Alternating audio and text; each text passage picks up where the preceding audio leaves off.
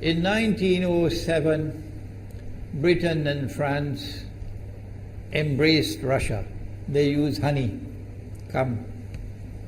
in a triple alliance, Britain, France and Russia. And the honey that they used to trap Russia was that if we win the war that's coming with the Ottoman Empire, you will get Constantinople, which is what Russia wants. But they promised Russia one thing through the front door, and they took it back through the back door, like what they did to the Arabs. These are people with PhDs in deception. If they tell you that the sun is shining, don't believe them. Go outside and look up in the sky, see whether the sun is shining. When the Russian army had fought in the First World War and had suffered the most losses, the brunt of the kill were Russians. And they were now winning the war. And the Ottoman Empire was collapsing. And the Russian army is only an arm's length away from Constantinople. They don't want Russia to get Constantinople. No. So what did they do? Russian Jews organized and executed the Bolshevik Revolution, which overthrew the Russian monarchy. They killed the Tsar and the whole family, overthrew the government, and took Russia out of the war. So the Russian army had to stop in its tracks and could not go to Constantinople. In other words, the Russian Jews stabbed Russia in the back. They did more than that. They brought communism. Communism is not Russian. These dum-dums don't understand that. Communism was created to destroy Russia. Why don't these dum-dums understand it? Communism is not Russian. Communism was created to destroy Russia, to destroy the Russian Orthodox Church. So they brought communism in the Soviet Union. And for the next 60, 70 years, this Zionist-created entity called the Soviet Union waged war on religion, waged war on the Russian Orthodox Church, killed the priests, closed down the monasteries and churches and so on. 60, 70 years. And then, when the appropriate time came and Israel came into being, it is this same Soviet Union which opened the doors for millions of Russian Jews to now migrate to Israel. If you go to Israel today, you might believe you're in Russia. So many people speaking Russian. These are the Russian Jews. And then the Soviet Union, 6 years after Israel came into being, did something strange and mysterious. Crimea is Russian territory. Crimea is a part of Russia. The Soviet Union decided to give Crimea as a gift to Ukraine. Why did they do that?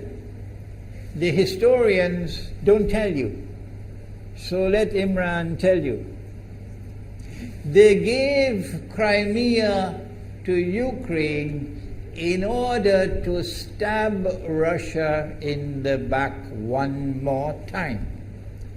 Because if Russia loses Crimea, it will enhance Israel's security. The Russian Navy is based in Crimea, and there's a straight line from Crimea to Constantinople. To get out of the Black Sea and to get into the Mediterranean Sea, you got to pass through the Bosphorus. And the city of Constantinople is located right there on the Bosphorus. So they gave Crimea as a gift to Ukraine. They never bothered to consult the people of Crimea and get their consent. No. They never bothered to seek the permission of the Russian people. No. But Washington doesn't want to hear that.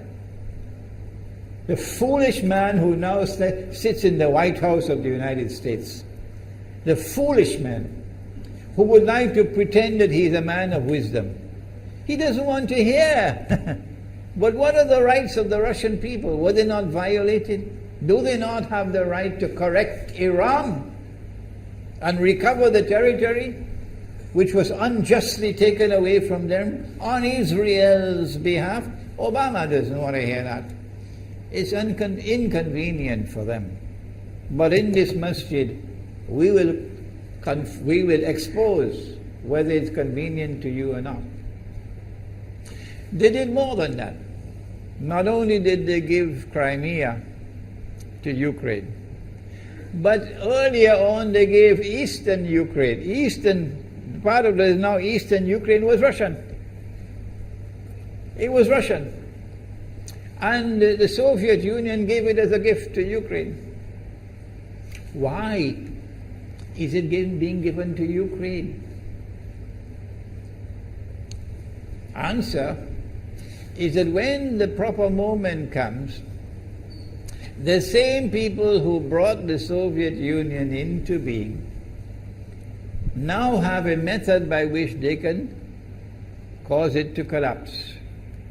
The method that they're using now in Venezuela, popular demonstrations, they did it in Egypt, they did it in Tunisia.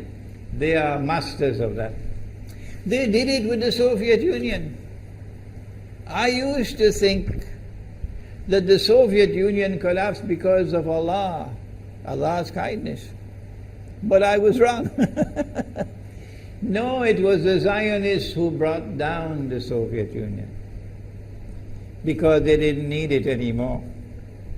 Like tomorrow they wouldn't need you anymore, Saudi Arabia. And they wouldn't need you anymore, Islamabad. When will you understand that? They'll just throw you to the dogs. You served them long enough. So they brought down the Soviet Union. Why? So that Ukraine might emerge as an independent state.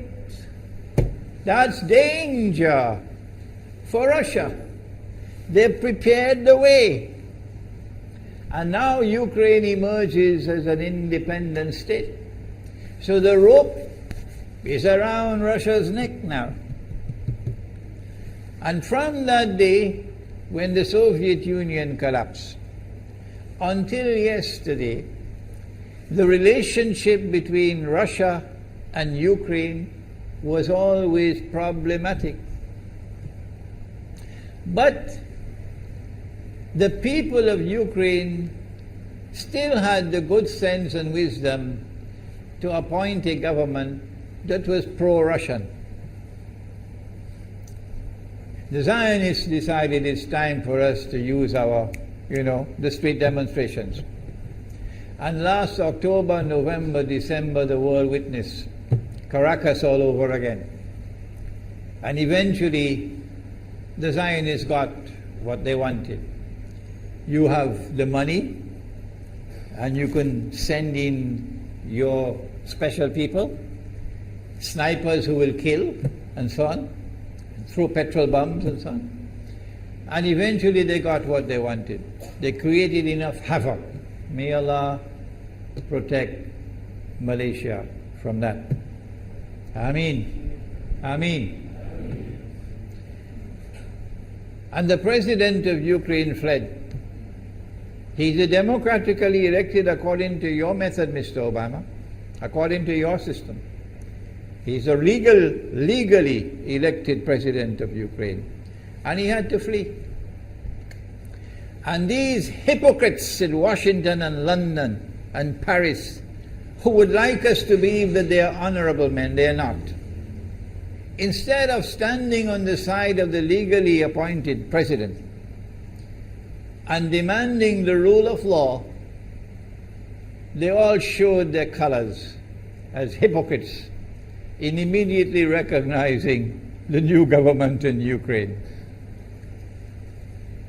The new government in Ukraine is anti-Russian. That's what they wanted. That's why they brought down the Soviet Union, to bring in a Ukraine into being as independent state, and then to eventually get an anti-Russian government in Ukraine. If by Allah's kindness Putin had not intervened and been so spectacularly successful, this is what the plan would have been. The new government in Ukraine would have joined NATO, and Russia could not stop it. And when the new government in Ukraine joined NATO, NATO will then send its armed forces into Ukraine. It could include nuclear weapons. Then Ukraine will pick a fight with Russia and decide that Russia must now vacate Crimea. Shut down your naval base. The rope is now tightened around your neck. Russia has to put its tail between its legs and withdraw its fleet, Black Sea Fleet, from Crimea. Russia is no longer a naval power. Crick crack, you finish. And Israel will celebrate. That was the master plan. But Allah planned, and Allah's plan was successful. And it is time for the Muslim world to recognize and to see, I cannot influence governments, so what can I do? Don't bother, you waste your time with governments. But the people can understand that this was Allah's plan. They planned, the enemy planned for so long, and at the last moment Allah intervened. And Putin was able to get the people of Crimea to vote in a referendum. And they voted 90-something% in favor of returning to Russia. They were a part of Russia, and they want to return to Russia. So Putin was successful in delivering to the Zionist movement the first defeat it has ever suffered, significant defeat, in the more than 100 years since the Zionist movement was established. If that is not a sign from Allah, it's time for you to wake up.